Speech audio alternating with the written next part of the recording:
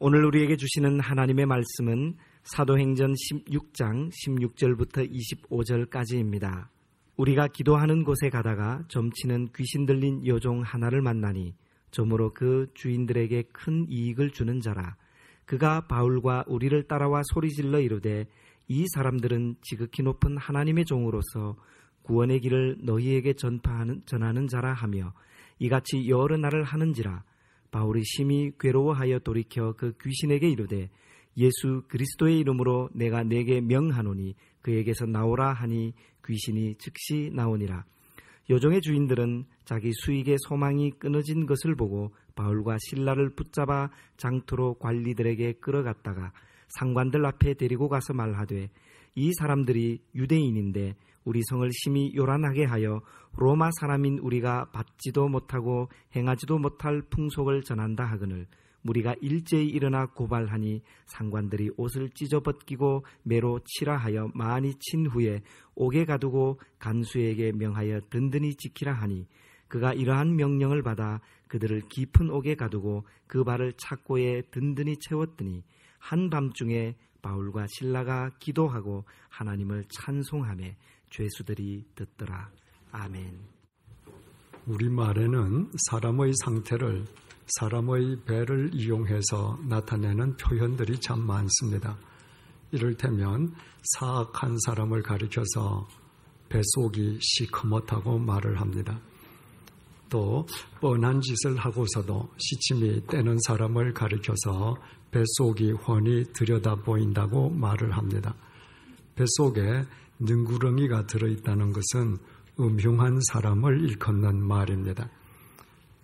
비위가 뒤틀리거나 안이 곱게 여겨질 때에 배알이 뒤틀린다고 말을 하고 참을 수 없는 분노는 복장이 터진다고 말을 합니다. 배짱이 맞는다는 것은 뜻과 마음이 일치한다는 뜻이고 배짱이 좋다는 말은 담대하고 박력이 있어서 무엇에든 무서울 것이 없는 경우를 일컫습니다. 한 상인이 어떤 특정 물건을 독점하고 자신이 부른 터무니없는 가격 아래로는 절대로 팔지 않을 때 배짱을 퉁긴다고 말을 합니다. 응당 갚아야 할 돈을 갚기는커녕 되레 큰 소리 칠 때는 배째라 한다고 말을 합니다.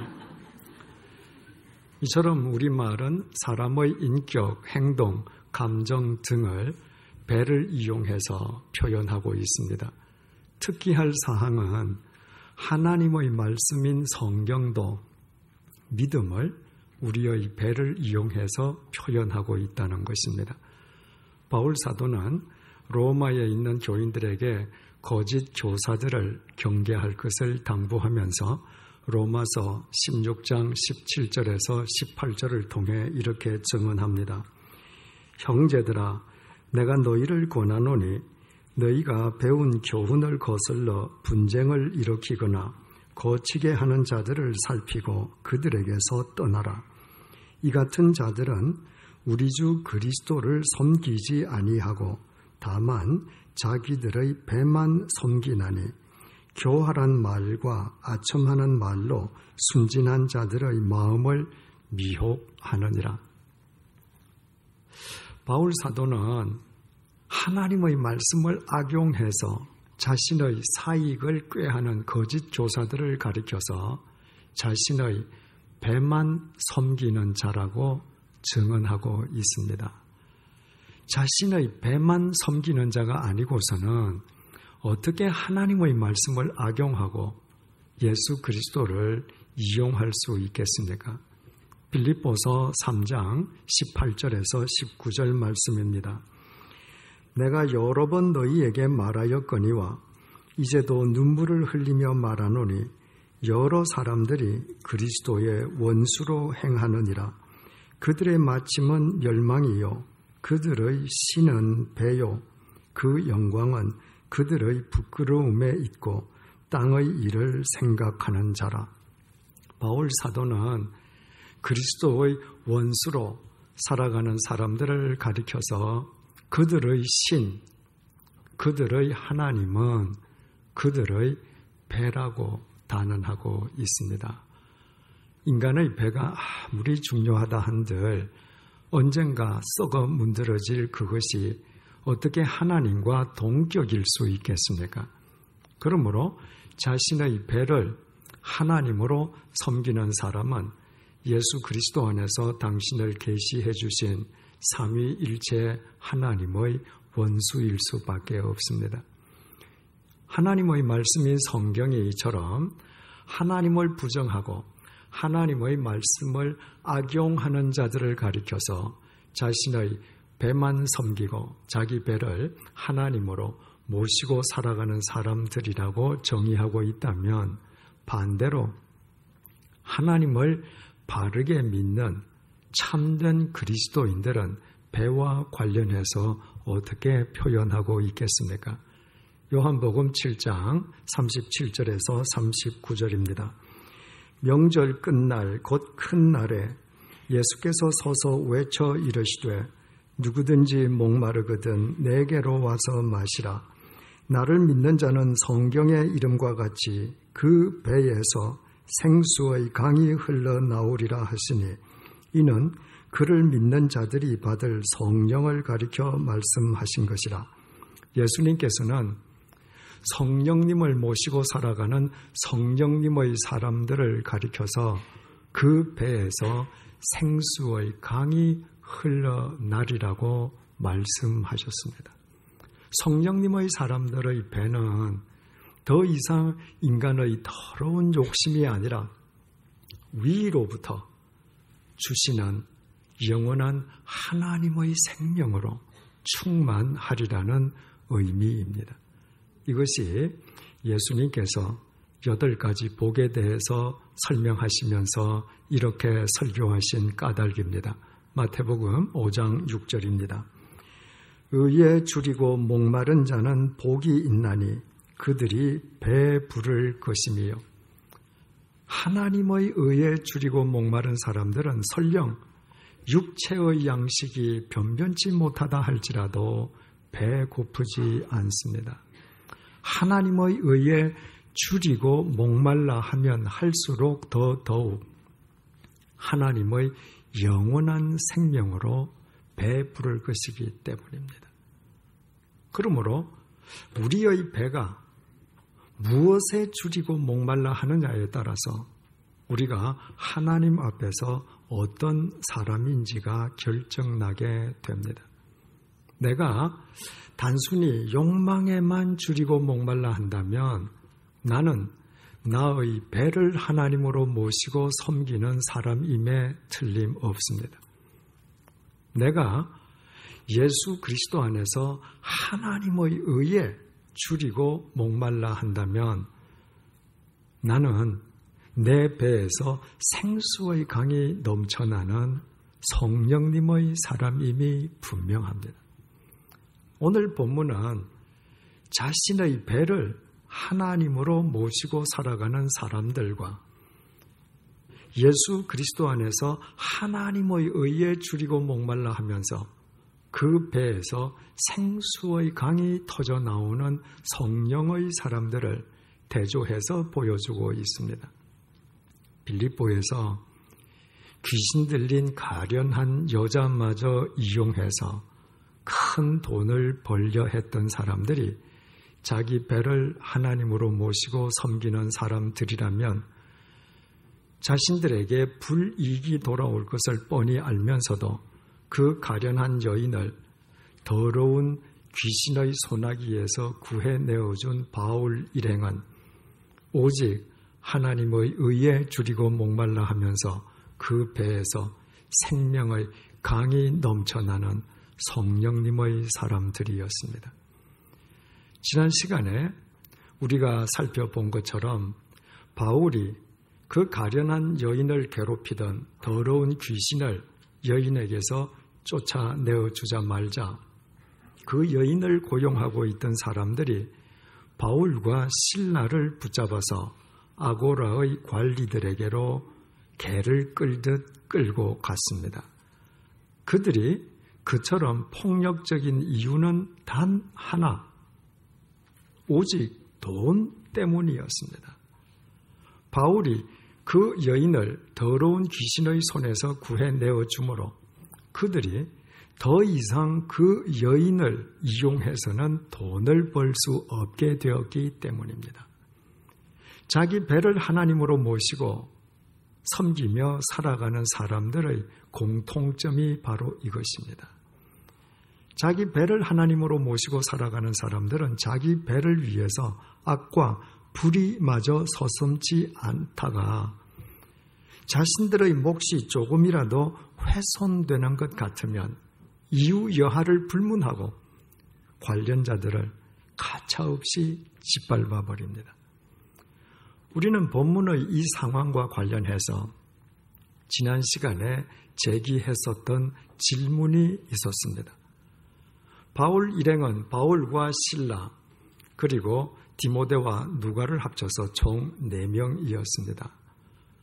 그 4명의 바울 일행이 제각각 개별 행동을 하거나 아니면 두 사람씩 조별 행동을 한 것이 아니었습니다. 바울이 그 가련한 여인으로부터 더러운 귀신을 쫓아낼 때 그 현장에는 분명히 바울과 함께 바울 일행이 모두 함께 서 있었습니다.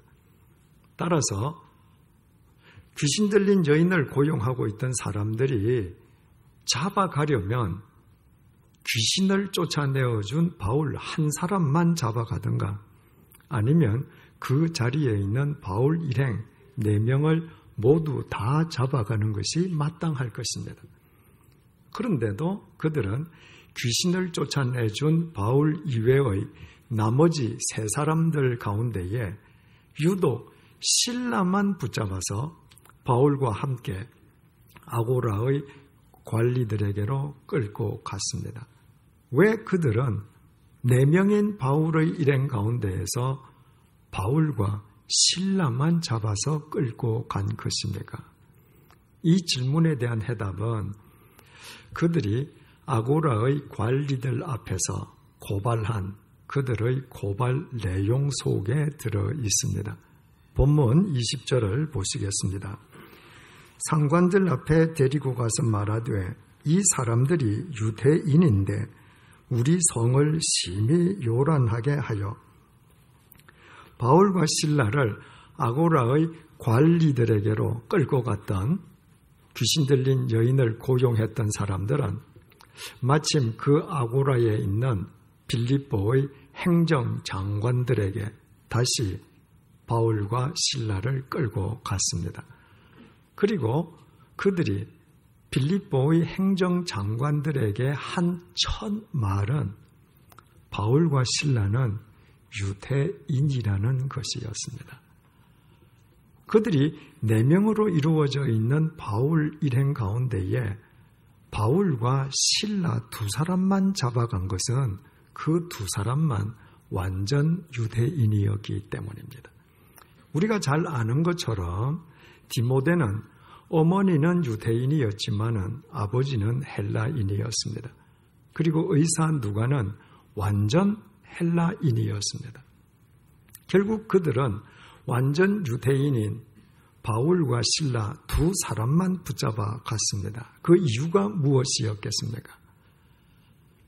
7주 전에 말씀드렸습니다만은 로마 제국의 시저가 암살당한 뒤에 시저를 암살한 브루투스와 카시우스의 연합군 그리고 시저를 계승하는 옥타비아누스와 안토니우스의 연합군이 주전 42년 최후의 결전을 벌인 곳이 바로 빌립보의 간지테스 계곡이었습니다. 그 빌립보 전투에서 승리하고 마침내 로마 제국의 황제가 된 옥타비아누스는 자신의 빌립보 승리를 자축하기 위해서 빌립보에 많은 퇴역 군인들을 정착시키고 빌립보를 특별 도시로 재편했습니다. 주 정부의 간섭을 받지 않는 황제의 직할 도시로서 빌립보 시민들은 로마 제국 수도 로마의 시민들과 동일한 권리를 누렸습니다. 이를테면 모든 형벌로부터 면제받는 것과 같은 특권이었습니다. 그 결과 빌립보 시민들은 누구보다도 황제에게 충성하면서 빌립보가 로마의 축소판이라고 불리는 것을 자랑스럽게 생각하면서 수도 로마 시민의 삶을 흉내내는 것을 자신들의 자부심으로 삼고 살았습니다. 추후 50년경에 로마 제국의 황제 클라우디우스가 제국의 수도 로마 시내에 살고 있는 유대인들에 대한 추방령을 내렸습니다. 이유인즉슨 역사가 수에토니우스에 의하면 크레스수스라는 선동가의 선동을 받아서 수도 로마에 사는 유대인들이 여러 번 폭동을 일으켰기 때문이었습니다. 그래서 황제 클라우디우스는 당시 수도 로마에 살고 있던 2만여 명의 유대인들 가운데 로마 시민권을 소지하고 있지 아니한 유대인들을 모두 로마 시내 밖으로 쫓아버렸습니다. 그때가 시기적으로 본문 속 바울이 빌립보를 방문하기 대략 1년쯤 전이었습니다.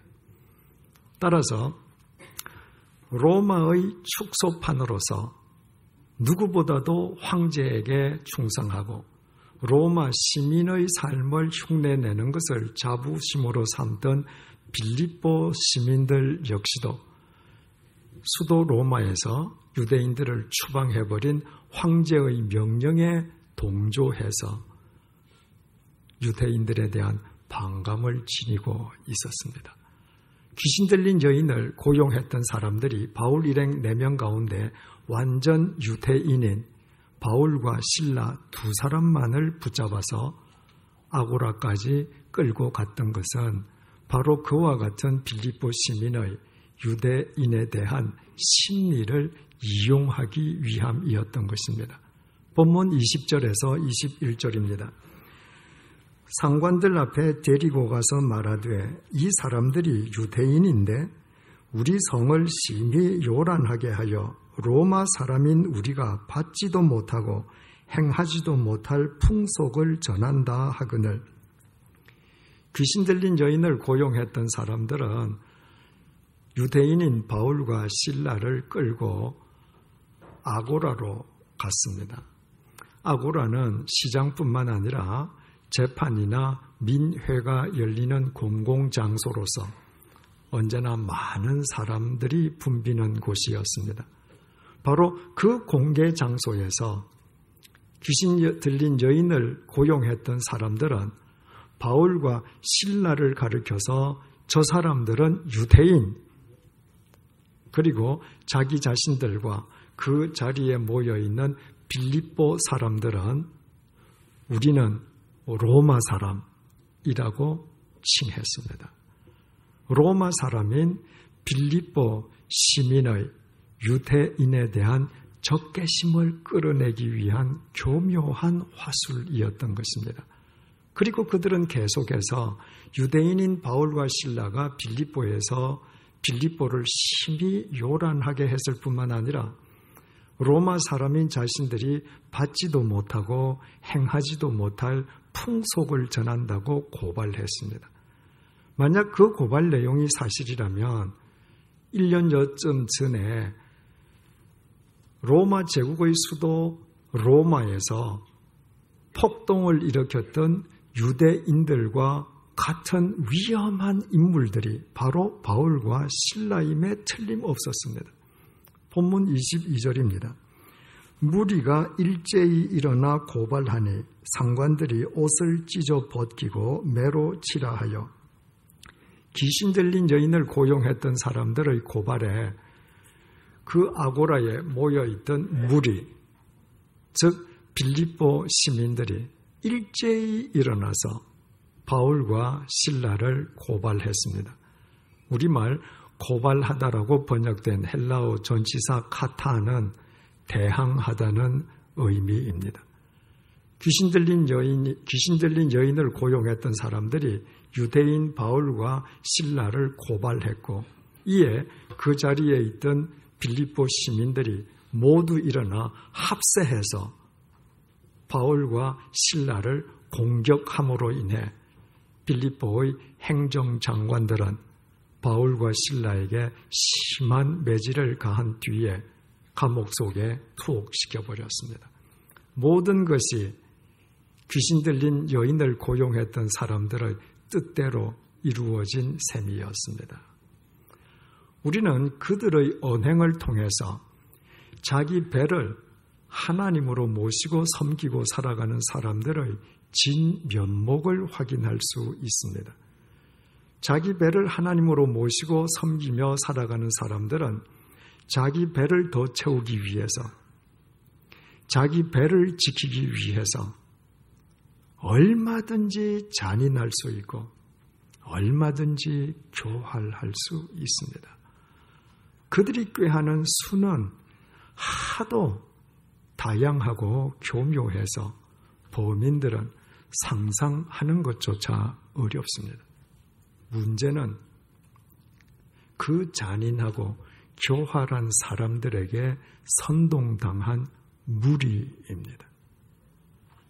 그날 그 아고라에 모여있던 무리, 빌립보 시민들이 왜 벌떼처럼 일어나서 바울과 실라를 공격했습니까? 바울과 실라를 고발하는 사람들의 고발 내용이 사실이었기 때문입니까? 바울과 실라가 빌립보를 심히 요란하게 했습니까?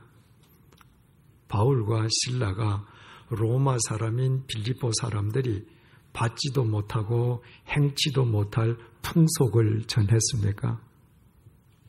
우리말 풍속이라고 번역되어 있는 에토스는 관습이나 법으로 제정된 제도, 관례, 규정을 뜻합니다. 바울과 실라가 로마 제국의 규정이나 제도나 관례를 단 하나라도 허물어뜨리려고 한 적이 있었습니까?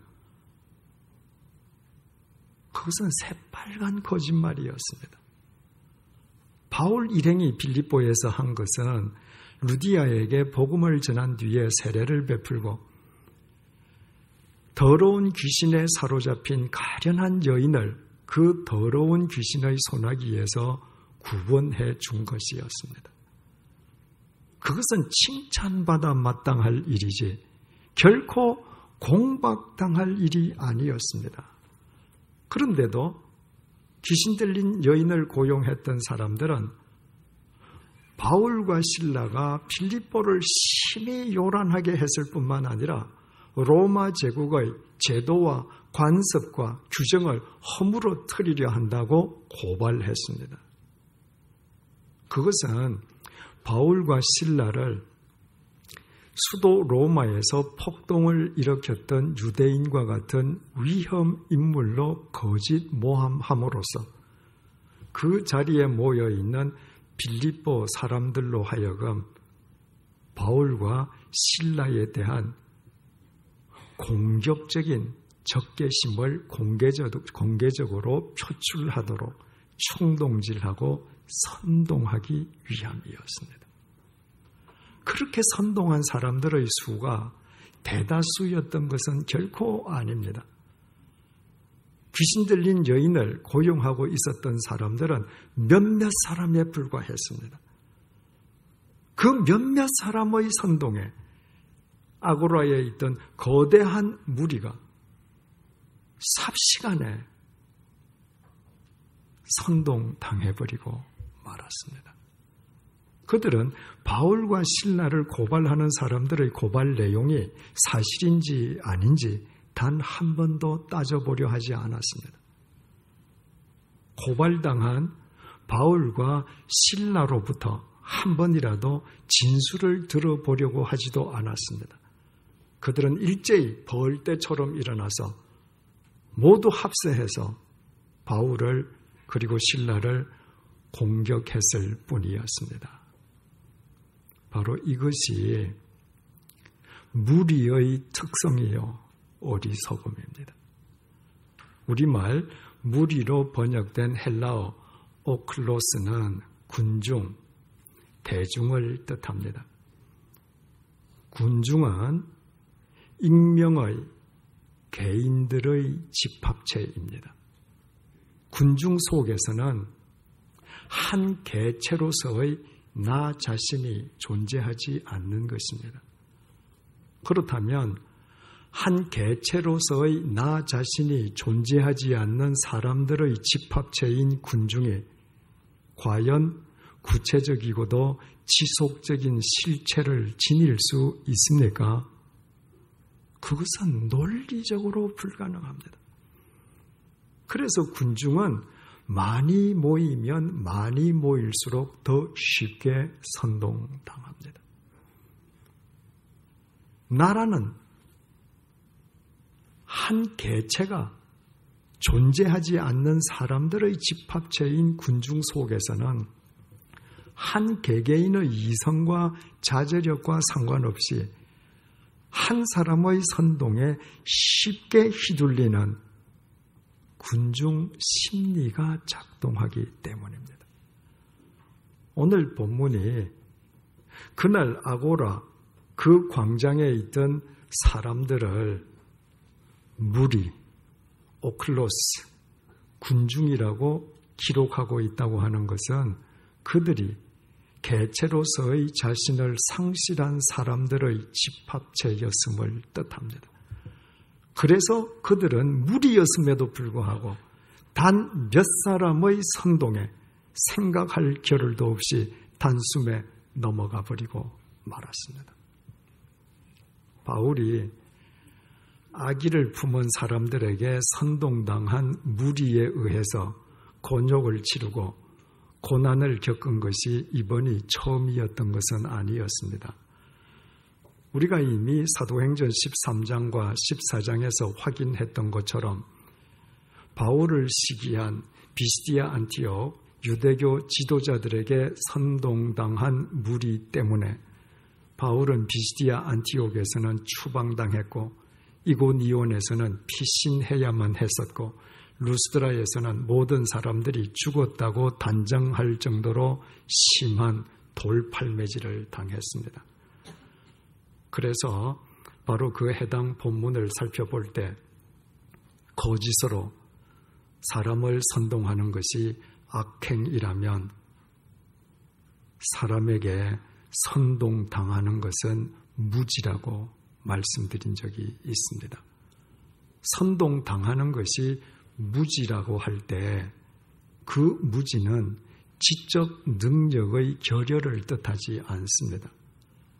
비시디아 안티옥에서 바울을 시기한 유대교 지도자 무리에게 선동당했던 사람들은 바로 그 도시의 귀부인들과 유력자들이었습니다.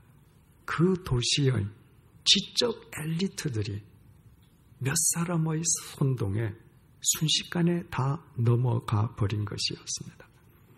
선동당하는 것이 무지라면 그때의 무지는 지적 능력과 상관없이 하나님에 대한 무지를 의미합니다. 하나님에 대해 무지한 사람이라면 그 사람의 지적 능력이나 수준, 직위, 직책에 상관없이 그 사람은 자기 배를 하나님으로 모시고 섬기는 사람입니다. 다시 말씀드리면 돈이든 권력이든 명예든 자기 욕망을 하나님으로 모시고 살아가는 사람입니다. 그래서 그런 사람들은 눈앞에 이권이나 주어진 상황에 따라서 얼마든지 사람을 선동하는 악행을 저지를 수 있고 거꾸로 자기도 모르게 선동당하는 무지를 되풀이해서 범하게 되는 것입니다. 우리가 더 이상 우리의 배를 하나님으로 모시는 어리석은 사람이 아니라 하나님의 의에 줄이고 목말라 하면서 우리의 배에서 생수의 강이 넘쳐나는 성령님의 사람으로 살아야 할 이유가 바로 여기에 있습니다.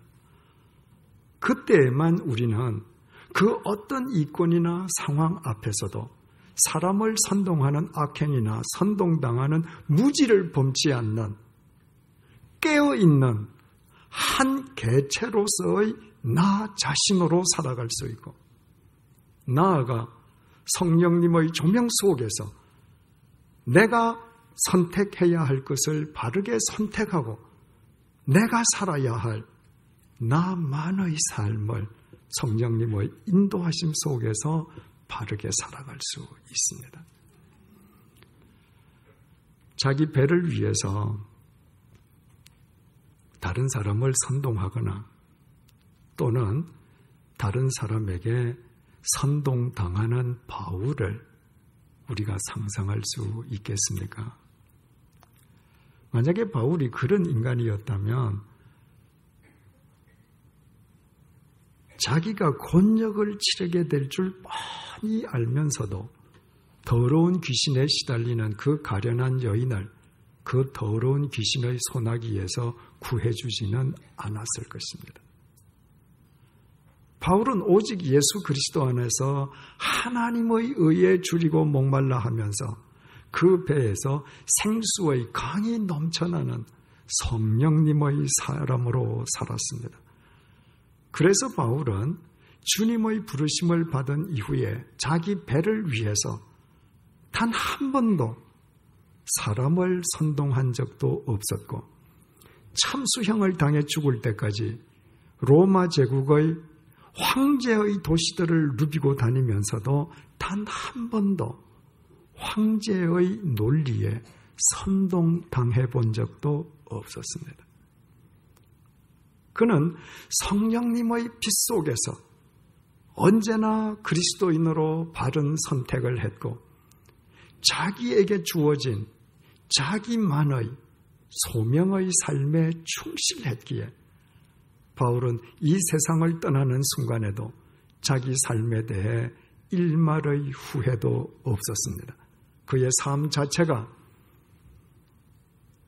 성령님의 전이었기 때문입니다. 오늘날에는 온 세계가 황제의 논리에 압도당하고 있습니다. 온 세계 전 인류가 돈의 논리의 지배 속에서 살아가는 것입니다. 사람의 가치와 인격, 윤리마저도 돈에 의해서 결정되고 있습니다. 한마디로 말씀드려서 온 세상이 너의 배를 하나님으로 모시고 살아가라고 사람들을 선동하고 있습니다.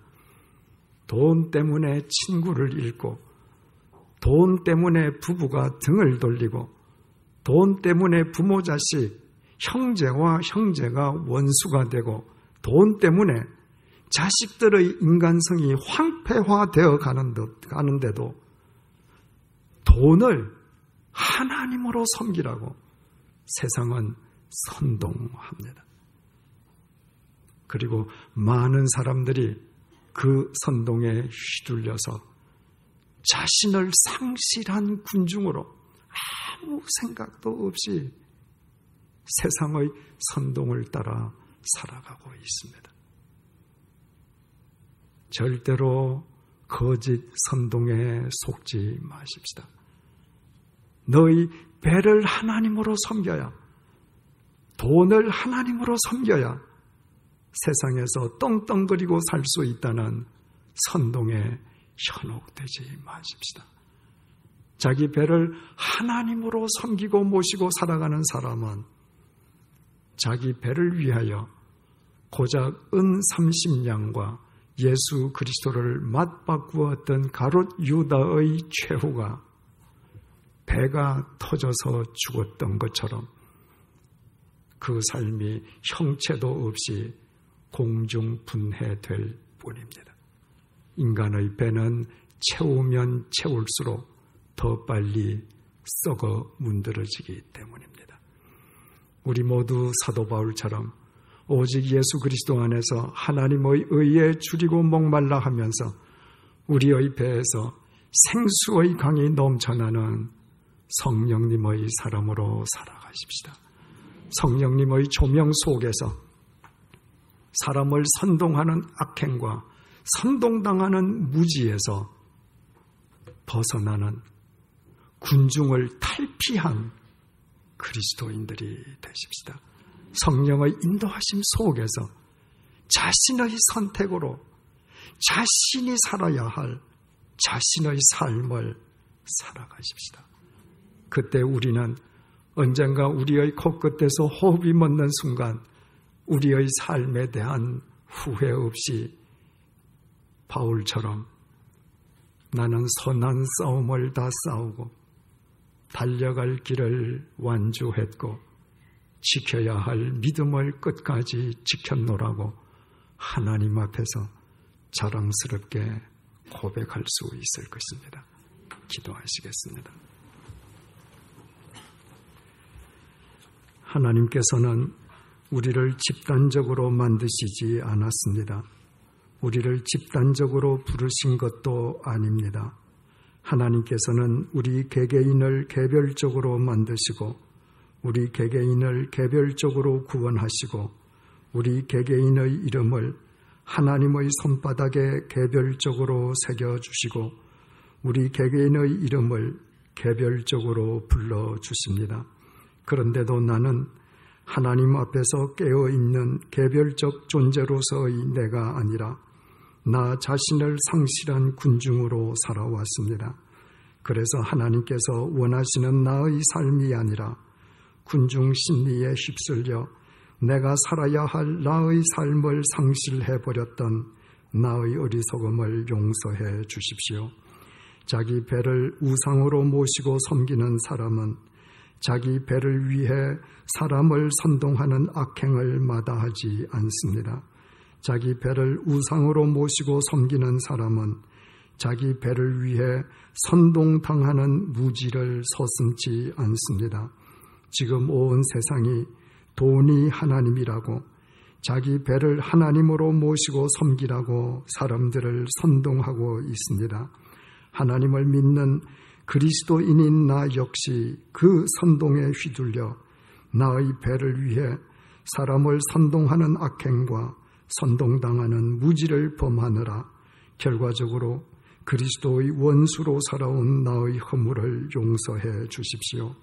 바울처럼 예수 그리스도 안에서 하나님의 의에 줄이고 목말라 함으로 나의 배에서 생수의 강이 넘쳐나는 성령님의 사람으로 살아가게 해 주십시오.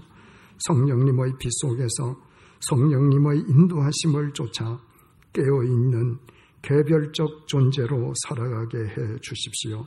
다시는 군중 속에서 내 자신을 상실하는 어리석음을 범치 않도록 도와주십시오. 언제나 성령님의 사람으로 내가 해야 할 선택을 바르게 행하며 내가 살아야 할 내 자신의 삶을 바르게 살아가게 해 주십시오. 그와 같은 나의 삶이 성령님의 전이 되게 해 주시고 나의 삶을 통해 많은 사람들이 군중 속에서 상실한 자기 자신을 되찾는 역사가 날마다 일어나게 해 주십시오. 예수님의 이름으로 기도드립니다. 아멘.